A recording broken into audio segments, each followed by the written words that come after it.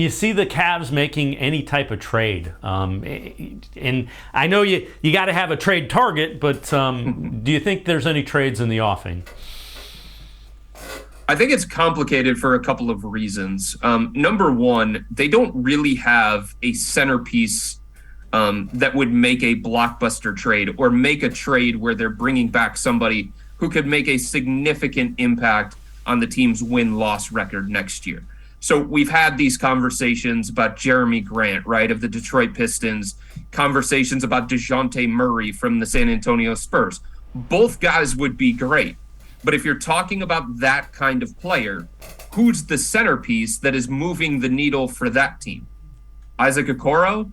He's not a centerpiece. Colin Sexton, in his contract situation, not a centerpiece, although I know the San Antonio Spurs have fans in their front office of both those players. You can talk about the 14th pick. It's the last pick of the lottery.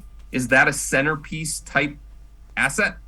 It's really not. So that makes it difficult, I think, for the Cavs. And the other thing to consider here, Dave, is that, I don't want to get into too much salary cap nerdy stuff, but if we're talking about any move that the Cavs are going to make, there is a domino effect of how that's going to impact negotiations with Colin Sexton, how that's going to impact whether they can use the full mid-level exception in free agency as well.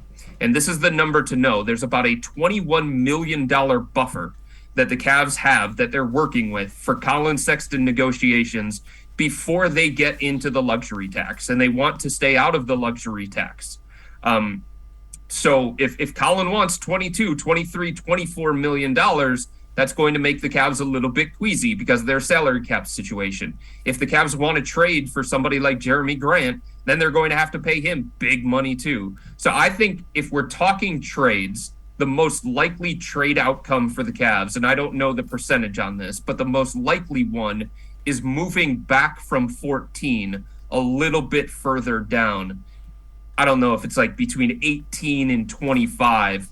Some of the guys that they like at 14 could probably be had a little bit beyond that, especially if somebody like Ousmane Dieng is off the board at 14. I could see the Cavs wanting to move back.